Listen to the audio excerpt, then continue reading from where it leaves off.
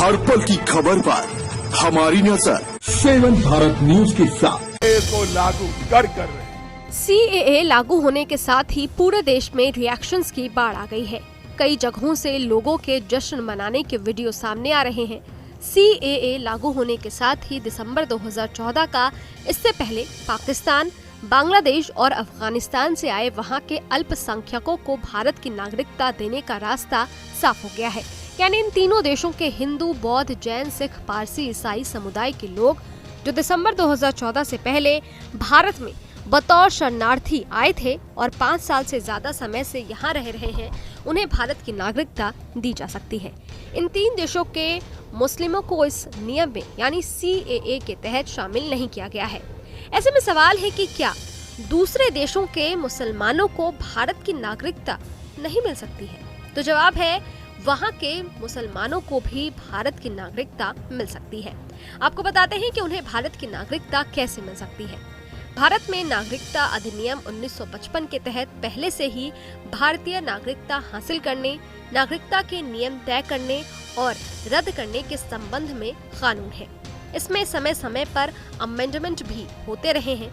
इसी में अमेंडमेंट करके CAA का नया कानून लागू किया गया है।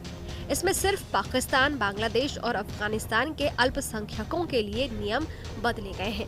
बाकी लोगों को नागरिकता पाने के लिए नियम अभी भी पहले जैसे ही हैं। पुराने कानून के तहत कई नियम हैं और उन नियमों को पूरा करने वाला व्यक्ति भारतीय नागरिकता के लिए आवेदन कर सकता है।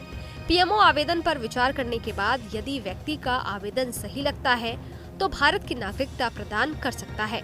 भारत की नागरिकता पाने के लिए जो नियम है उसमें कोई भी विदेशी व्यक्ति जिसने किसी भारतीय नागरिक से शादी की हो और 7 साल से ज्यादा समय से भारत में रह रहा हो, वो आवेदन कर सकता है। इसके नेचुरलाइजेशन के जरिए नागरिकता देने का भी प्रावधान है। यानी देश में लंबे समय से रहने के आधार पर भी कोई व्यक्ति भारत में नागरिकता हासिल कर सकता है, बशर्ते वो नागरिकता अधिनियम की 3री अनुसूची की सभी योग्यताओं पर खरा उतरता हो। वो नागरिकता के लिए आवेदन कर सकता है। इसके अलावा राष्ट्रमंडल के सदस्य देशों के नागरिक जो भारत में रहते हों या भारत सरकार की नौकरी कर रहे हों, आवेदन पत्र देकर भारत की नागरिकता हासिल कर सकते हैं। इसी तरह के कई नियम हैं जो भारत के बाहर के किसी भी धर्म के व्यक्ति को नागरिकता दे सकते हैं। हालांकि यहाँ से स्पष्ट कर दें कि नागरिकता देने का अधिकार PMO के पास होता है और वो आवेदन को रिजेक्ट भी कर सकते हैं। इस मामले में पाकिस्तानी मुस्लिम अदनान सामी का उदाहरण लिया जा सकता है।